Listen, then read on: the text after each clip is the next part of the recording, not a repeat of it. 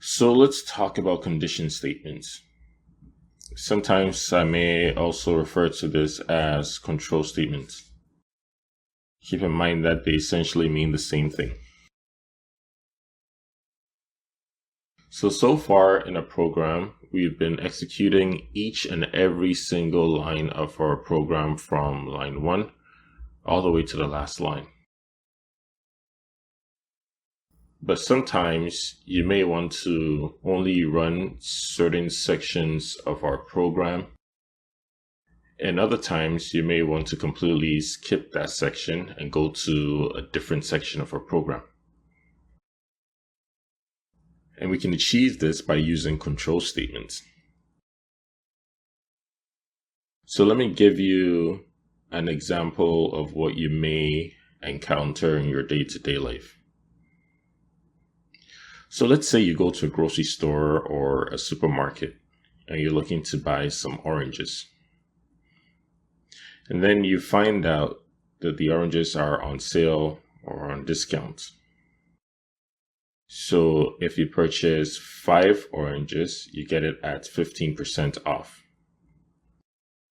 So once you go to purchase your oranges, something that you will do is calculate the price of the oranges based on whether or not you got a discount.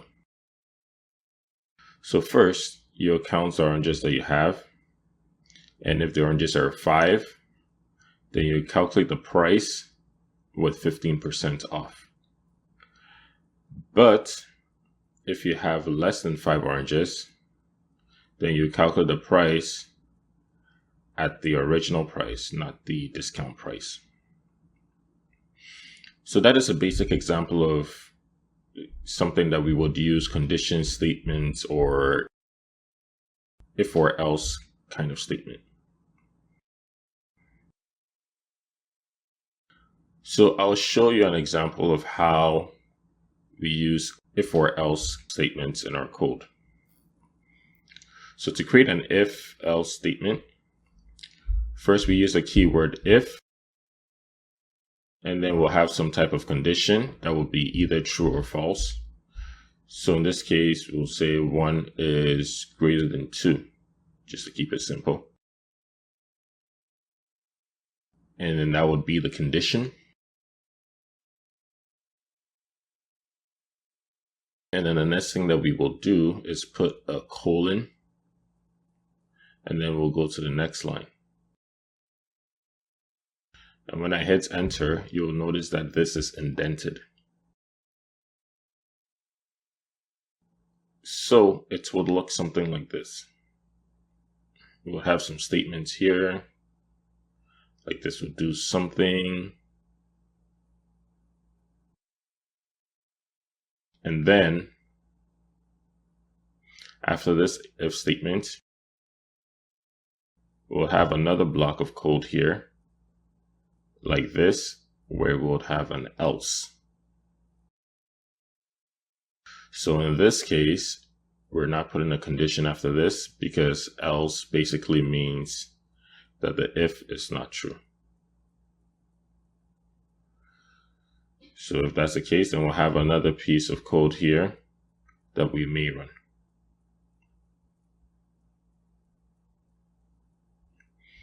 So this is basically how an if and else statement will look like.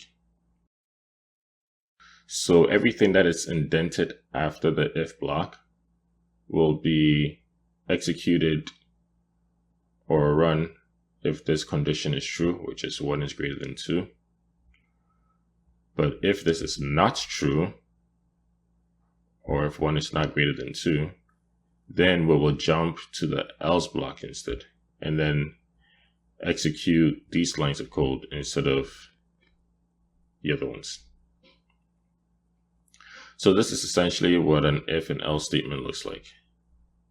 So let me show you an example here. And in this example, we are asking the user to enter a PIN. And then we're converting that PIN into an integer. And then here, this is the condition.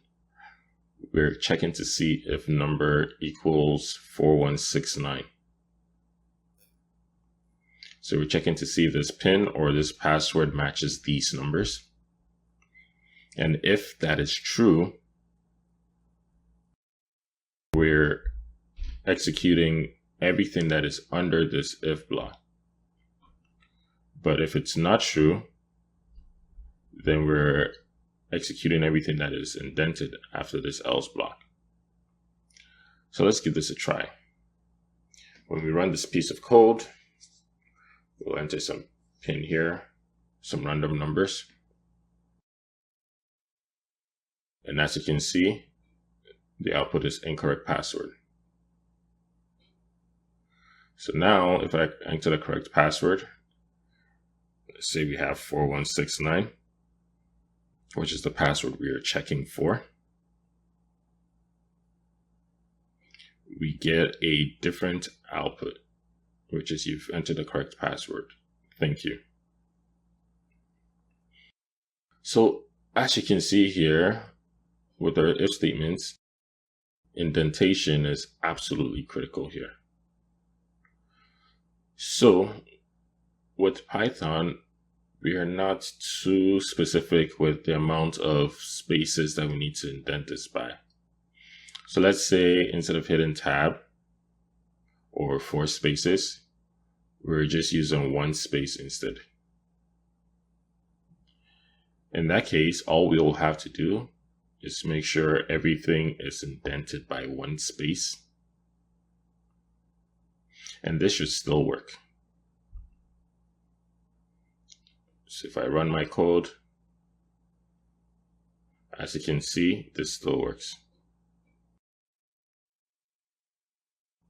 But let's say I don't indent and I run this code, I'll get an error. So as you can see, the indentation of this is absolutely critical when we're executing an if and else statement. Let's say we type our code and right after this colon we hit enter. Our editor will automatically indent it for us. So we don't need to really think too much about the amount of spaces or tabs that we will need to hit. All we need to do is hit enter and we'll have the next line indented for us.